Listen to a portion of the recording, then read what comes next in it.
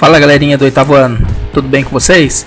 Olha só, vou trabalhar com vocês aqui, tá? O tema sobre o progresso da técnica, tá? Aí a gente vou desenvolvendo com vocês 3 slides bem simples, vou passar o mito do Sísifo e depois algumas perguntinhas para vocês realizarem como atividade. Combinado?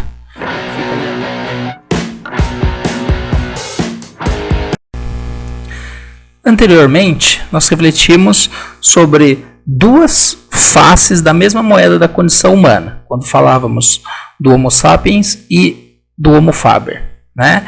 Essa capacidade do homem de pensar e também de fazer. E aí, na questão do fazer, vamos relacionar o progresso da técnica. A gente pode nos perguntar em relação a todas essas invenções do ser humano.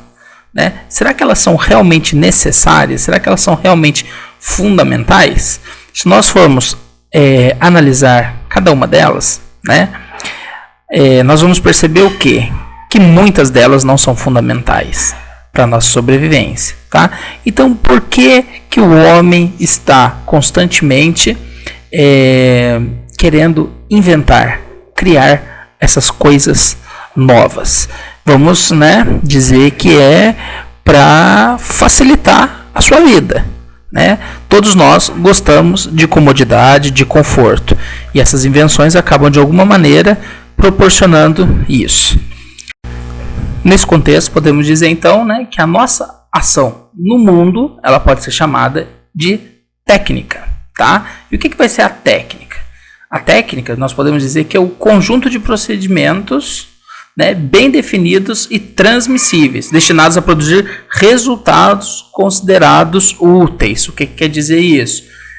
A humanidade, ela tem usado a técnica para produzir elementos que facilitem a nossa vida. Podemos classificá-los basicamente em 3: os utensílios, as máquinas e a automação.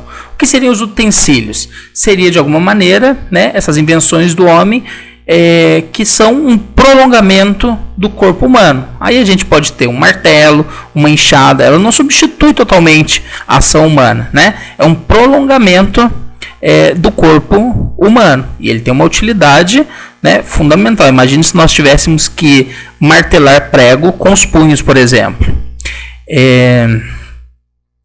Uma outra forma seria a invenção das máquinas. Com as máquinas nós começamos a utilizar a energia, e aí os mais variados tipos de energia mecânica, hidráulica, a elétrica, recentemente a atômica, também para substituir de alguma maneira o trabalho humano e assim facilitar a nossa vida. E nós temos, finalmente, a questão da automação, que ela já seria o quê? Ela não seria só uma substituição, ela é praticamente uma imitação do próprio movimento do ser humano. Quem já entrou numa fábrica, ou os pais de vocês aí que trabalham numa fábrica, tem a parte de automação. É uma parte toda robotizada. Então você tem lá os robots, que eles de alguma maneira vão substituindo o homem naqueles serviços. As montadoras de carro utilizam muito o serviço de automação. Podemos pensar, por exemplo, no shopping. Quando você chega no shopping, você vai entrar, a porta abre sozinha. Você não precisa ali de uma pessoa abrindo e fechando a porta para você. Isso seria automação. Ela está imitando o próprio movimento humano.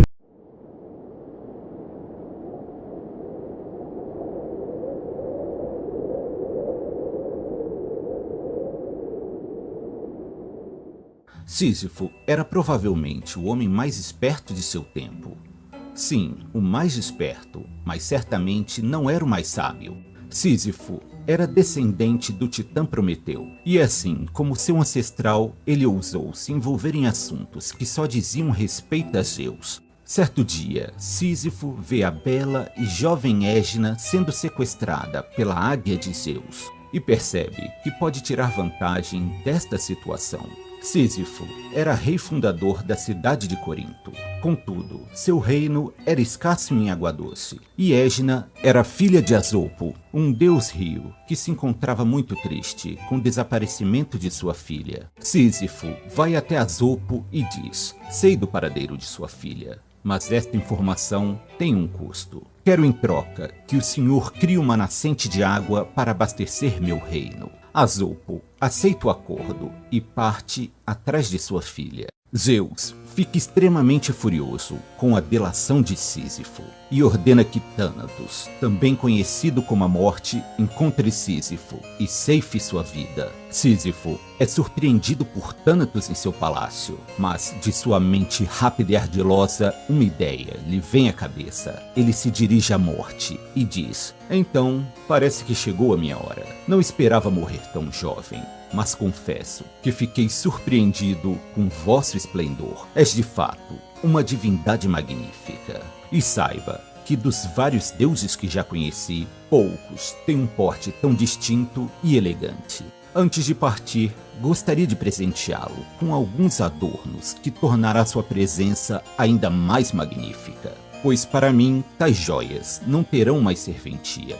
Thanatos ficou lisonjeado com tantos elogios e decidiu aceitar os presentes. Sísifo lhe colocou um par de pulseiras e um colar, mas aquilo, na verdade, eram grilhões e uma coleira. O rei de Corinto havia feito o que até então parecia impossível. Ele conseguiu enganar a Morte e fez de Thanatos seu prisioneiro. O tempo passou e ninguém mais morria.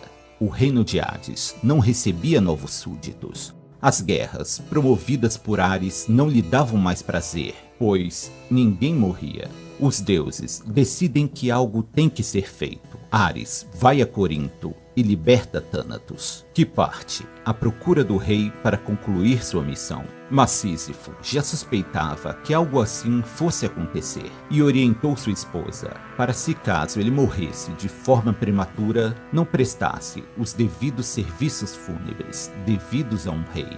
Após sua morte, ao chegar no reino de Hades, ele se vê frente a frente com o deus do submundo, que parecia muito descontente.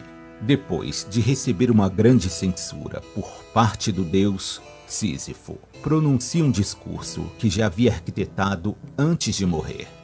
Nobre senhor do submundo, sei que agi mal contra o senhor e que lhe causei prejuízos, mas esta não era minha intenção. Se soubesse que causaria algum dano ao grandioso deus do submundo, jamais procederia de tal forma. Apesar de estar em débito com o senhor, tenho uma súplica a lhe fazer.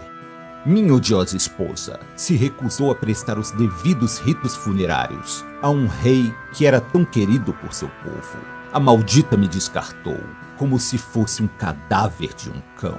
E por isso, lhe suplico para que me deixe retornar ao mundo dos vivos por apenas um dia, para que assim eu possa me vingar de minha esposa e organizar um funeral digno a mim e que honre o reino dos mortos.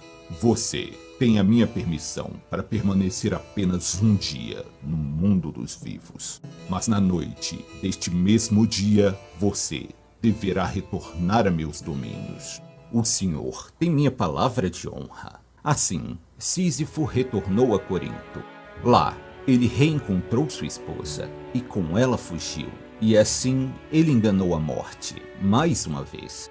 Escondido, Sísifo viveu até a mais tardia velhice, até seu inevitável fim.